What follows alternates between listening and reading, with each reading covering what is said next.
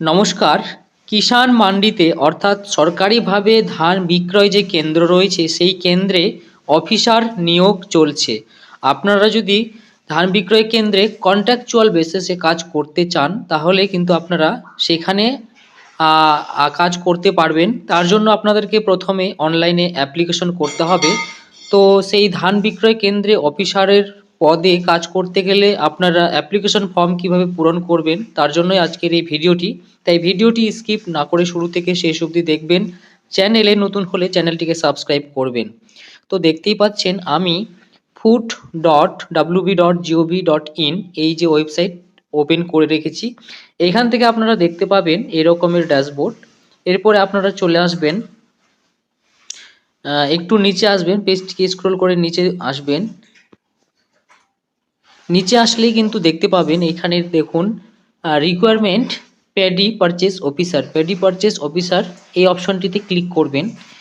এই অপশনটিতে ক্লিক করলেই পরবর্তীতে কিন্তু আপনাদের সামনে এই রকমের ইন্টারফেস চলে আসবে। তো এবার আপনাকে এই কন্ট্রাকচুয়াল বেসিসে কাজ করার জন্য এই ফর্মটি পূরণ করতে হবে। তো প্রথমেই আপনারা এখানে দেখুন, are you engaged as paddy purchase officer in current KMS, অর্থাৎ আপনি বর্তমানে কি কোনো ধান বিক্রয় কেন্দ্রের সঙ্গে যুক্ত রয়েছেন? যদি থাকেন তাহলে ইয়েস করবেন, না থাকলে নোতে ক্লিক করবেন। এরপরে আপনাকে আপনার যে name and personal details feel করতে হবে। তো প্রথমেই ফার্স্ট নেম, আপনার নামটি বসিয়ে দেবেন। মিডিল নেম যদি থাকে তাহলে মিডিল নেমটি এখানে বসাবেন এবং লাস্ট নেম আপনার যে টাইটেল সেই লাস্ট নেম এখানে বসিয়ে দেবেন। বসানোর পরে সিলেক্ট গার্জিয়ান এই অপশনটিতে ক্লিক করবেন। এখান থেকে আপনার গার্জিয়ান চুজ করবেন, ফাদার মাদার যেটি আপনার গার্জিয়ান হবে সেটিকে চুজ করবেন। তারপরে সেই গার্জেনের নামটি লিখে দেবেন। লিখে দেওয়ার পরে গার্জেনের মোবাইল নাম্বার, আপনি চাইলে আপনারই যদি আরও কোনো নাম্বার থাকে তাহলে আপনার নাম্বারটি বসাবেন। গার্জেনের এখানে ভুল হলো, গার্জেনের ফার্স্ট নেম, গার্জেনের মিডল নাম এবং গার্জেনের লাস্ট নেম বসাবেন, ঠিক আছে। এরপরে রয়েছে সিলেক্ট জেন্ডার। তো এখান থেকে আপনার যে জেন্ডার সেটি সিলেক্ট করে নেবেন, মেল নাকি ফিমেল। তারপরে অ্যাড্রেস লাইন 1-এ আপনার ভিলেজ এবং পোস্ট লিখে দেবেন।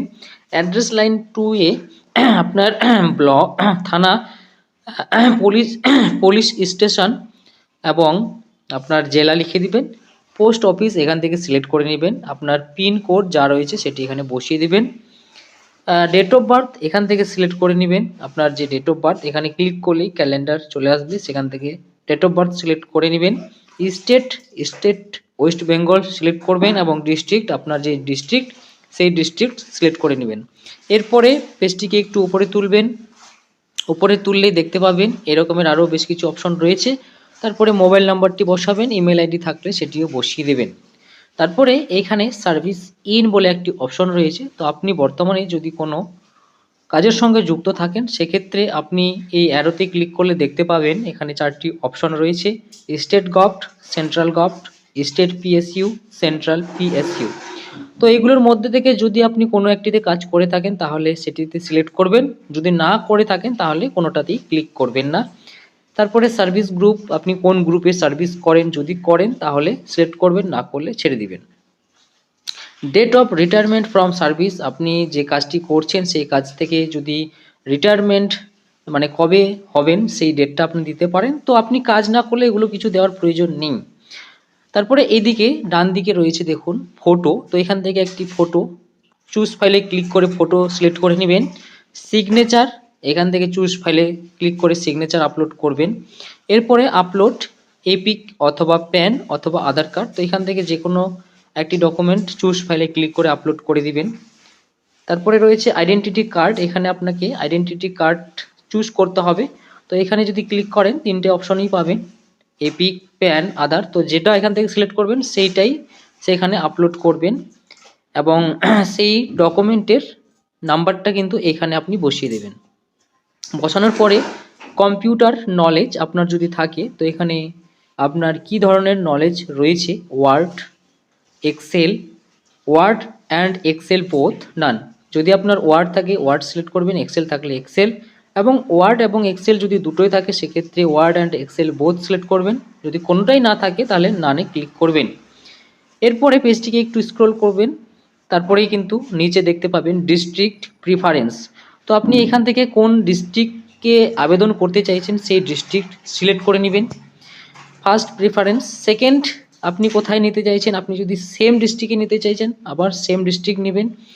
তো আপনি এখান থেকে প্রথমে ডিস্ট্রিক্ট সিলেক্ট করে নেবেন এবং সেই ডিস্ট্রিক্টের আন্ডারে কোন ব্লকে আপনি কাজ করতে চাইছেন সেটা কিন্তু এখান থেকে এবার আপনাকে ব্লকের নামটা লিখে দিতে হবে। তো সব কিছু লিখে দেওয়ার পরে আপনারা সাবমিট অপশানটিতে ক্লিক করবেন, তাহলেই কিন্তু আপনাদের অ্যাপ্লিকেশনটি সাবমিট হয়ে যাবে। পরবর্তীতে কিন্তু আপনাদেরকে কন্ট্যাক্ট করা হবে আপনাদের এই কাজের জন্য।